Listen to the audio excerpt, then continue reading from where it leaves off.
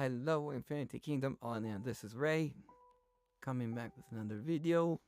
This time I'm focusing on the newer servers, the new players just arriving at Norheim, and I'm giving some of my advices for them, because in the beginning I feel like they are bombarded with the new informations, and some things they take priority over other things. So I want to give this video is intended for them. So first of all, you know that immortals are the bread and butter at the game, and the game kind of forces you to go after the epic immortals in the early game. You are advised because they are stronger, better in every aspect. However, there is a catch. Up to the pre-season, there are some hidden gems that you may overlook depending on what mod you build. And today we're going to look at some of them. So first of all, these grades that the immortals have are not always, do not represent their full strength. Emigor truly is an S ranked immortal, epic. However, there are hidden gems which can match other immortals. So let's check them out.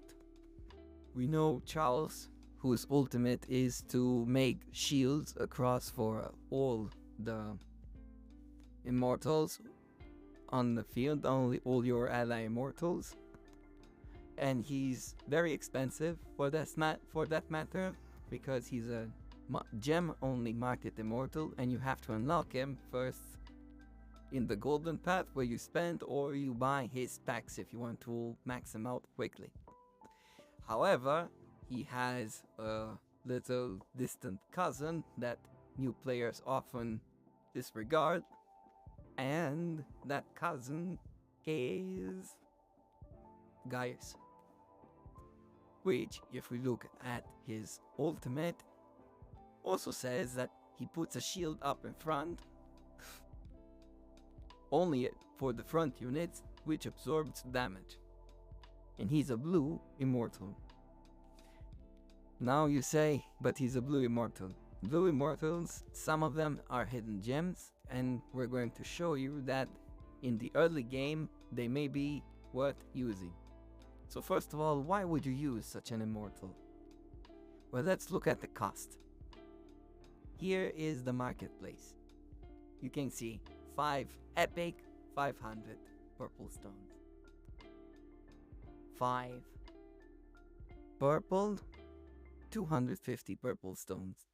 So an elite immortal, a purple immortal, is half as an epic immortal. And the blue immortal, let's refresh until we get a blue immortal so I can show you. A blue immortal, if you look here, is half of a purple immortal.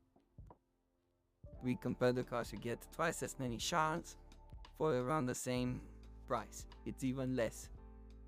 Here you get, for half the price, the same shards for Brynhild, for example.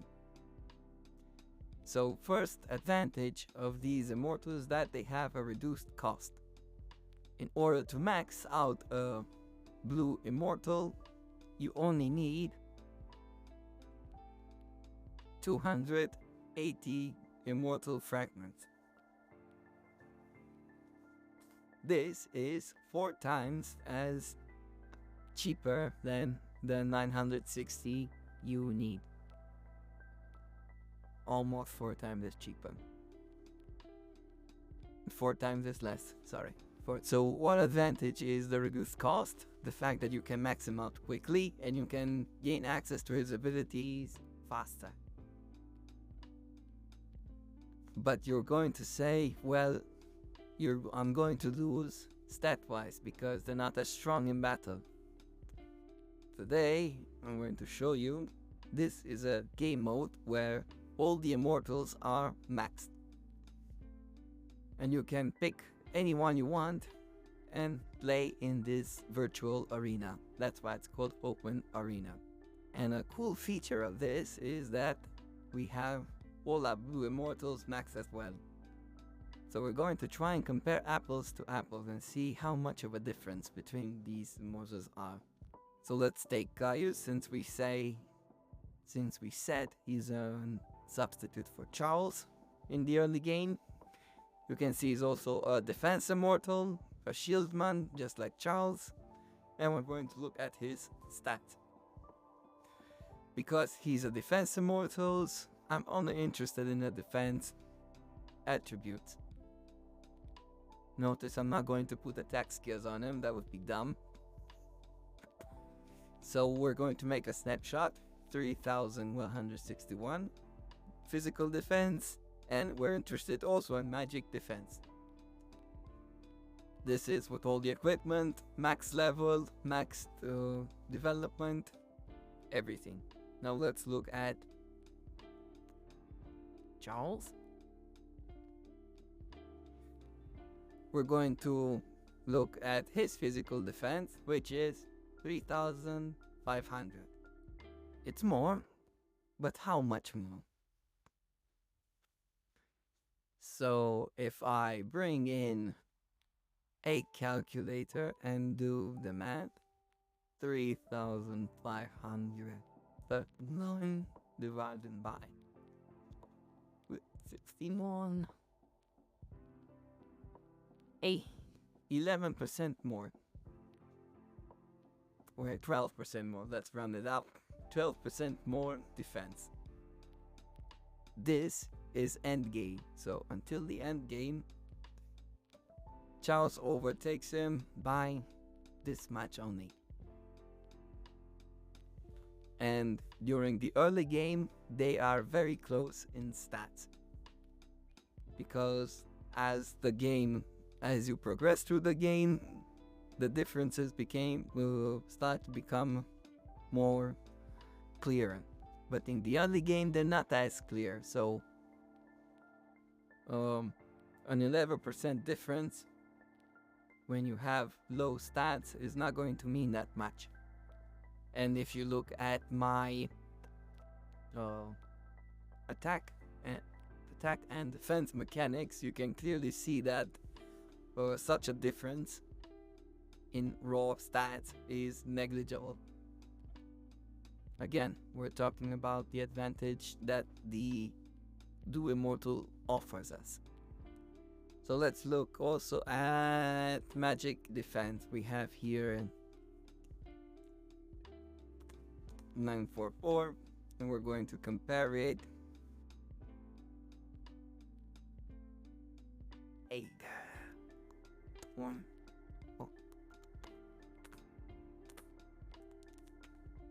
15% difference. This is what we are interested in a defense immortal.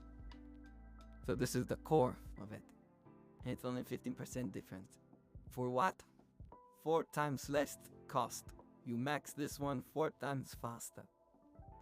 Let's compare the advantages. So if I max this one 4 times faster, then that means that when this is maxed, I will have on Charles 4 times as lower stars. So I have here an absorption rate of 300. If I have 4 times as lower, then I will probably have 2 stars. Let's round it up. Let's make it 3 stars. And see at 3 stars, what's the absorption rate? 1, 2, 3. 200% only. So you benefit from maxing them faster because they are cheaper, and their ultimate provides more value in the early game. It's 200% versus 300%. Granted, this is a shield to all units. Not trying to say he's definitely better, but he is free. He spawns shield, and you can have an advantage over others who try to match him, all while saving gems in the long run. So this is one of them, I would like to say. We have another hidden gem in the form of Amanitore. We're going to compare her to our Zenobia. We can see here, so healers also do not equip attack. So we're going to focus on defense. Magic defense and physical defense. This is similarly to what we've done with Charles, and let's look at Zenobia. Our defense is 2,158 divided by 2,057, 20% difference.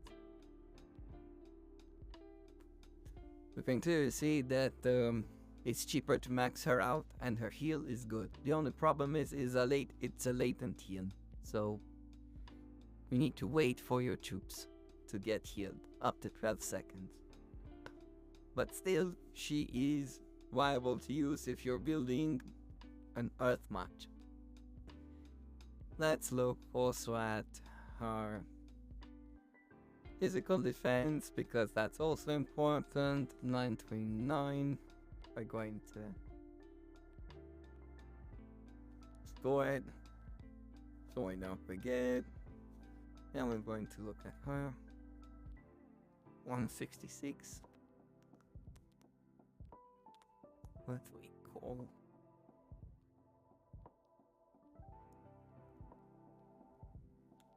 13% difference. So I believe this is negligible, and in the early stages is even more negligible. Of course, you won't have the same amount of skills, but in the early game you won't have the skills. So whether you have 3 skill slots or 2 skill slots will mean nothing when you can only equip 1 skill. We've seen this equivalent. Let's look at another one. Constance is a support that dispels all debuffs, which is something Theodora does in Holy. I cannot show it because I haven't picked Holy. It's something the new immortal does, Tengu, which is a legendary immortal, so he's very expensive to max, and increases crit rate. Crit rate is very beneficial to fire. Let's compare her because she's a support. Supports generally don't attack, so let's look at the magic defense, for example. 2274. We're going to store it, and we have for physical defense 1242.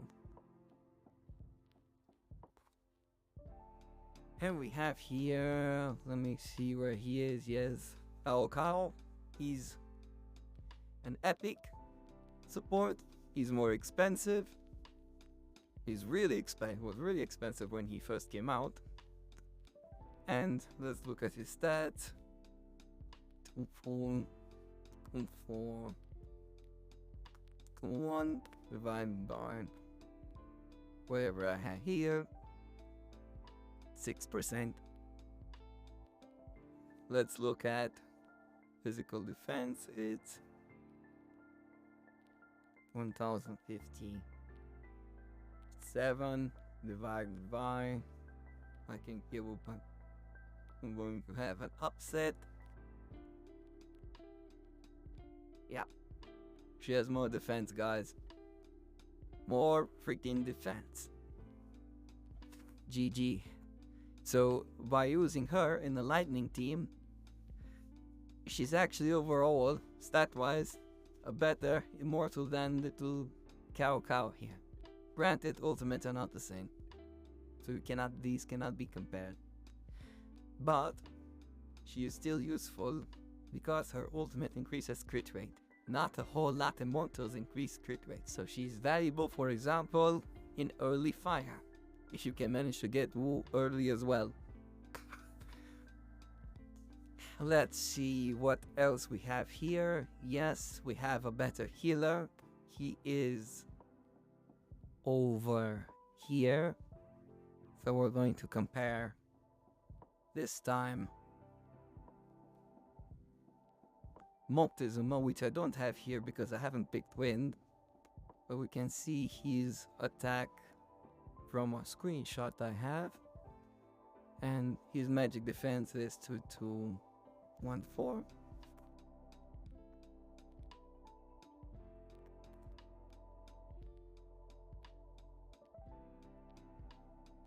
%. So this is at, again I repeat, this is at the highest level, conquest, legendary season.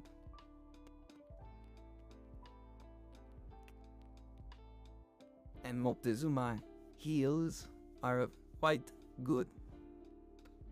Of course, he's not as cheap, but he's still twice as cheap as Zenobia. Not to mention that you also need to get lucky to unlock her. Even though she's with purple gems, you need to first unlock her. Okay. Hopefully this has proven the point, and you could probably make use of these immortals in your early game. Do not be shy to use them. Do not be shy to use even the green ones, because they are often better than some of the undeveloped epic ones. But no, yeah, you can't use them forever. They will have a lifespan limitation. But in the early season, pre-season, they are safe to be used, and I hope you guys will make use of them. I want to, if I'm still here, I want to show some other purple immortals that are hidden gems. Not necessarily comparing them in the open arena. I hope I've made a point with that. So if you're running lightning, cheap lightning, Alma Orgy is a good one. From the immortals, Med is very good because she's shadow, she has extra damage against everyone. We've already said Mokta is good.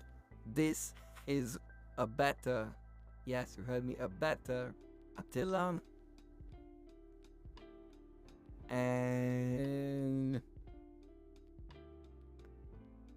maybe Arminius because he heals and is also very tanky. But nobody builds Wind. So only if you need a tanky front line, take him.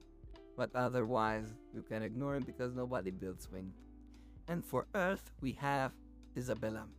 She is also a hidden gem because she reduces, she increases the physical damage they take. Oh, not physical, the damage they take. So she's very good to supplement Cleopatra in an Earth March or as an offside assist.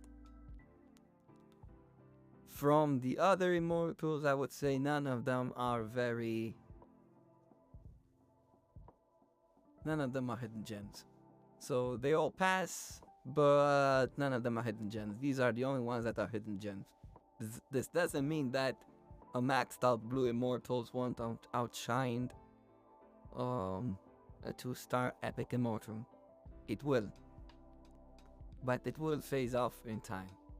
I hope this video was useful to all those starting, and I hope you can make use of these hidden gems in your future adventures in Norheim. Bye for now, see you later.